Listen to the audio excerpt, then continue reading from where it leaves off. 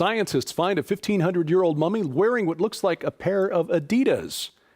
The wealthy head out into the desert for a Burning Man for the 1%. And while the NSA is watching you, who's watching the watchers? This is SkyWatch TV for Wednesday, May 4th, 2016. I'm Derek Gilbert. First up, the Transatlantic Trade and Investment Partnership, or TTIP, may be dead on arrival. And this is good news. An activist group, Greenpeace, leaked nearly 250 pages of negotiating texts over the weekend, revealing that President Obama, for all of his public support for the Paris Accord on climate change, the leaked documents make it clear that President Obama is willing to kill the Paris Accord to pass TTIP. Well, Europeans aren't happy. Their laws typically include more protections for consumers and the environment than American laws do. But just like the TPP, under the Trans-Pacific Partnership, corporations can sue governments, and those cases would be heard in tribunals that are staffed by corporate lawyers. And the rulings of these corporate attorneys would supersede national law. Needless to say, the people in Britain, France, Germany, and elsewhere in Europe are not too happy about that. In the UK, The Independent last week reported that the only official assessment conducted by the British government over the TTIP package found that the secret courts in the deal, these tribunals, have lots of risk and no benefit to the British people. Well, thank you, because that's kind of how we feel over here in the States, too. The French government officials openly saying the deal is dead as far as they're concerned. It's too friendly to U.S. businesses, they say. From where they sit, it appears that U.S. business would be the only beneficiary of TTIP. We keep a close eye on the encroaching culture of death here at SkyWatch TV, and what happens in Europe in this regard is kind of an early warning for us here in the United States. In the Netherlands, the health minister has set aside 400,000 euros to study whether that country should legalize euthanasia for children between the ages of 1 and 12.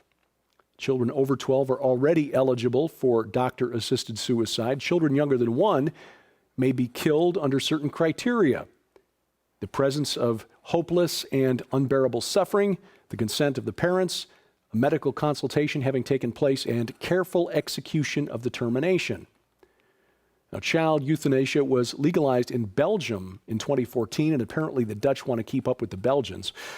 The problem is that children under the age of 12 almost never speak in terms of hopeless and unbearable suffering, which means that it falls to parents or medical professionals to interpret their words to mean hopeless and unbearable suffering, which raises the rather unpleasant, uncomfortable, and ugly question of whether child euthanasia is for the benefit of the children or for the parents. Frankly, in a truly Christian nation, it's a question that wouldn't even be asked. But in the culture of death, suicide is an acceptable treatment for suffering. Elsewhere, in Nigeria, government troops rescued 400 people held by the group formerly known as Boko Haram, now called Wilayat al-Sudan al-Gharbi. It's an affiliate of the Islamic State. The Nigerian army said on May 1st that it's freed 1,400 hostages from the clutches of the former Boko Haram over the last 30 days. Hamas is caught bringing rocket fuel into the Gaza Strip. Israel's tax authority said it intercepted about 4 tons of ammonium chloride early last month. That's enough to power hundreds of rockets. But in spite of this and other recent smuggling incidents, Israel is planning to reopen the Erez crossing from Israel into the Gaza Strip. It's been closed to commercial traffic for the last 8 years. Another trend we watch here at SkyWatch TV is the war on cash. And a group of Wall Street bigwigs gathered one recent Monday in New York City for a demonstration on how eliminating cash might work. Digital currency is based on a special type of database called blockchain. This is an innovation that's come about through the development of a digital currency called Bitcoin, you may have heard about. It's technology that some are betting will revolutionize the world of finance. Representatives from a number of the world's largest financial and corporate organizations gathered at this meeting at an office in Times Square. It was sponsored by a tech startup called Chain, which has released an open source protocol or set of technical standards called the Chain OS, or Open Standard. This is to build a blockchain network that can handle a large volume of transactions. Now you can see why big financial institutions might be excited by this. Transferring physical money from place to place to settle transactions can be a costly process, especially if there are large amounts of cash involved. There are obviously security risks, and of course, in some cases, just the sheer volume or weight of the cash involves expense. So why don't these guys use Bitcoin? I mean, Bitcoin is already out there. It's already a thing. It's been around for a few years. Here's why. Visa, for example, processes at maximum capability 65,000 credit card transactions a second. 65,000 transactions a second. Bitcoin's blockchain can handle 6 or 7 transactions a second. See, there's a difference there by an order of about 10,000. So, Chain hopes to roll out a system that will accommodate its high-volume investors like Visa and NASDAQ and Citigroup and Pfizer, Fidelity, and others. They've already pulled in about $130 million in startup money. But the other aspect of this story is this. Yes, there are some advantages to being able to use a digital currency, to just swipe a card and go instead of fumbling for the right amount of change or standing and forcing people to wait while you write out a check. But if the push continues to eliminate cash, because of course, only tax cheats and drug dealers use physical cash, then all of us will be forced to depend on banks, because they'll be the ones keeping track of who's got how much. And they, the bankers, or the government, but I repeat myself, will have total control over your ability to buy or sell. And of course, we know there's a day coming when that will fulfill prophecy. Now, speaking of the feds, another example of why limited government is a good thing. In 1978, the U.S. government created something called the Foreign Intelligence Surveillance Court. This was a product of the Foreign Intelligence Surveillance Act, or FISA. This secret court is there to rule on requests by the FBI and the NSA to intercept communications, emails, phone calls, etc., of foreign suspects in national security investigations. Now, we find out from the Reuters news agency this week, citing a memo from the Justice Department, that the FISA court has not rejected a single request in at least 2 years. Over 3,000 requests to listen in on phone calls or intercept email. Not a single request denied by the FISA court. The memo also showed that the FBI submitted nearly 50,000 national security letter requests last year. Now, national security letters, or NSLs, are basically subpoenas that don't require a judge's signature that compel an internet service provider or telephone company, telecommunications company, to give the FBI personal data, web browsing history, email addresses, basically all of the information related to a target person or person of interest, if you will. And these letters are accompanied by a gag order to the ISP or telecom, preventing them from notifying the subject of surveillance that they are being watched. So the question is, what do our security personnel agencies do with this power to watch? Unfortunately, according to a top official at the National Security Agency and a colleague of his at the Pentagon, some of them are using it to collect child pornography. The NSA's director of security told a symposium in Virginia last week that he wants authority to keep tabs on security personnel and what they do online when they're off the clock. He and the director of the Pentagon's Defense Security Service said that the amount of child pornography on government computers is, their word now, unbelievable. An event in the desert near Las Vegas, call it Burning Man for the 1%, a so-called transformational festival outside Las Vegas over the weekend drew the curious from among the ranks of the rich and famous. It's called Further Future. Tickets to the event started at $350 and went up from there if you wanted fully staffed accommodations or fine dining. So Burning Man, but say with spa treatments and green juice.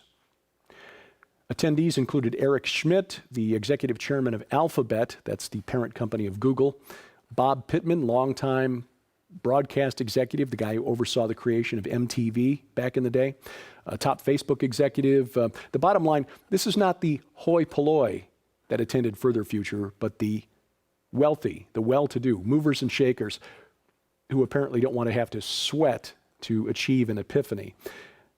These transformational festivals, our friend Carl Teichribb, who will be one of the speakers at the upcoming Rocky Mountain International Prophecy Conference, has been keeping an eye on these for the last several years. There are literally hundreds of these transformational festivals every year, and they are called transformational festivals because the idea is to transform the earth into a pagan world, a world that welcomes back the old gods. They may not openly describe themselves as pagan, but make no mistake, that's what they are, and they are drawing in our children and our grandchildren.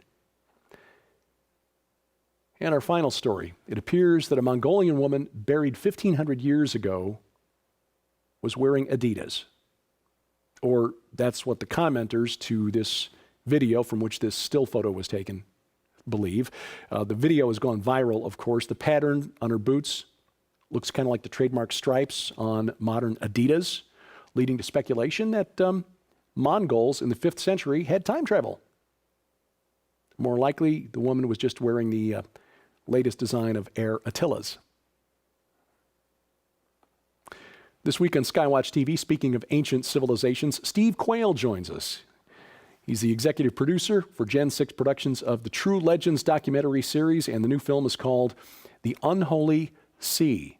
Documents evidence of the Vatican's cover-up of pre-flood civilizations. Why would they do it? What is to be gained? As Steve puts it, those who control history control the future. You'll see that this afternoon on the Cornerstone Network, 2:30 p.m. Central Time. And if you miss it today, you can see it again Saturday on the Victory Television Network down in Arkansas and around Memphis, and coast to coast on the Christian Television Network. Of course, it's also available now on the SkyWatch TV channel on Roku. Roku is a set-top box, allows you to watch programs on your schedule at your convenience. And we put our new programs on the Roku channel every Monday morning. So you get first crack at them and you watch them at your convenience. You can also check out the new programs as we've expanded our lineup into the multiverse with Josh Peck, Sci Friday with my best friend and wife Sharon K. Gilbert, and of course these daily updates as well as the regular weekly program, all that on the SkyWatch TV channel on Roku. The SkyWatch TV podcast, we've been telling you about that in recent weeks, how we've updated it, changed the hosting company, now hosted at Blog Talk Radio, which meant that the podcast feed changed. So if you had subscribed to it previously, you'll notice that it hasn't been updated in a couple of weeks. Well, we've gotten the SkyWatch TV podcast back into the iTunes store. So if you subscribe with iTunes, you open iTunes on your computer, search the iTunes store for SkyWatch TV, you'll now turn up 2 different podcast locations. Look for the one that's most recently updated. That's the one where you'll find all of the audio versions of our programs, including these daily updates, updated every single day. We give you a portable audio-only version of SkyWatch TV to carry around with you. Again, now available in the iTunes store. The Rocky Mountain International Prophecy Conference. Carl Teichribb, one of the speakers there, 24 other speakers, including yours truly, and just added to the lineup, Sharon K. Gilbert. 32 messages from the 25 speakers come to you via live video stream July 15th through the 17th, and those will be archived for up to 6 weeks. For more information about the streaming packages available and to sign up, log on to prophecywatchers.com. The month of May, Mother's Day, and in keeping with that, our thank you for your support of $20 or more during May. Gifts for your mom.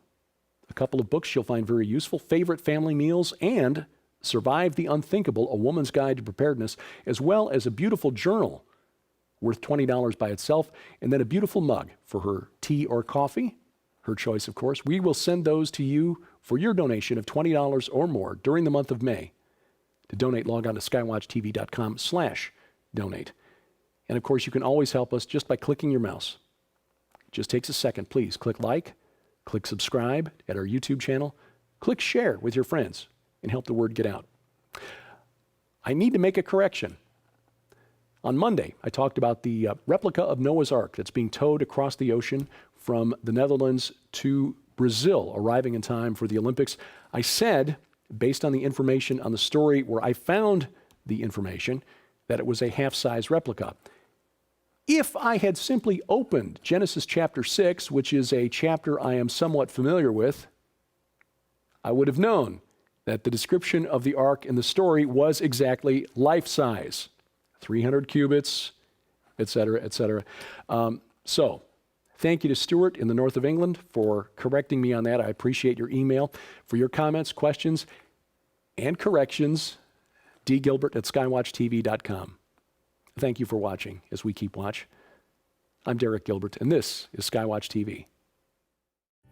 To celebrate the release of Nita Horn's inspiring new book, No Fences, Skywatch TV would like you to tell your story, because after all, even if you don't think so, you actually have a story. Send in your story, and we are going to choose the 10 best, and they'll be published for Christmas release in an anthology of those stories, along with the book that you buy that is actually only $19.95. Am I right on that? That's correct. For free. Tom Horn, crazy guy, he's throwing in a journal, which on its own, most of these retail for $20 on their own. So this journal is to help you start writing your story.